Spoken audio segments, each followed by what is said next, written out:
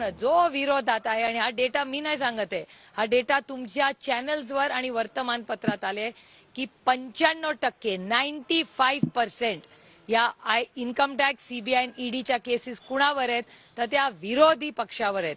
आणि त्या विरोधी पक्षातला माणूस जर भारतीय जनता पक्ष किंवा त्यांच्या मित्र पक्षात असला तर या केसेस वॉशिंग मशीन मध्ये जाऊन, श्रेडर मध्ये जाऊन त्या कुठे हरवून जातात ती फाईल मला माहिती नाही. हे सगळं मी चॅनल आणि तुमच्या टीव्हीवरच पाहते ही सगळी माहिती.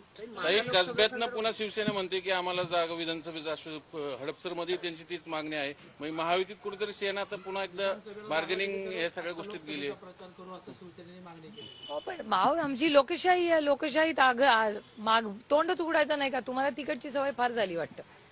आमच्याकडे लोकशाही आहे. लोकशाहीमध्ये हे बोललंच पाहिजे लोकांनी. मागणी नाही केली तर कसं करणार हो? माढा लोकसभेच्या संदर्भात प्रश्न आहे. साहेबांनी आज एक बैठक बोलवली. जवळपास धैर्यशील मानेंचं नाव निश्चित झाले आपल्याकडून. मोहिते पाटील धैर्यशील मोहिते पाटलांचं. तर मला विचारायचं आम्हाला हेच आहे की जर धैर्यशील मोहिते पाटील आली तर राष्ट्रवादीला फायदा होईल, कारण तुम्ही सकारात्मक आहात का त्यांना? अहो, मी पक्षाची फार छोटी कार्यकर्ता आहे.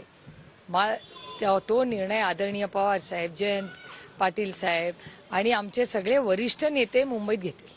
उद्या साताऱ्यात पण बैठक आहे. श्रीनिवास पाटीलना रिपीट मिळेल संधी पुन्हा. तर उद्या आदरणीय पवार साहेब स्वतः तो निर्णय घेणार आहेत. त्याच्यामुळे दिल्लीत गेल्या वेळेस पावसात सभा झाली आणि सगळं चित्र बदललं होतं. यंदा तसं काही. मी तर म्हणते पाऊस पडू दे. एवढा उन्हाळा आणि दुष्काळ झालेला आहे. दुष्काळाचं या असंवेदनशील ट्रिपल इंजिन सरकारला काही पडलेलीच नाही. दुर्दैव आहे की इतका तीव्र दुष्काळ या राज्यात आहे, इतके पाण्याचे गंभीर प्रश्न आहेत, पण ट्रिपल इंजिन सरकार इतकं असंवेदनशील आहे की ते फक्त अजून पक्ष फोडा, ईडीच्या रेड करा ह्याच्यातच व्यस्त आहेत.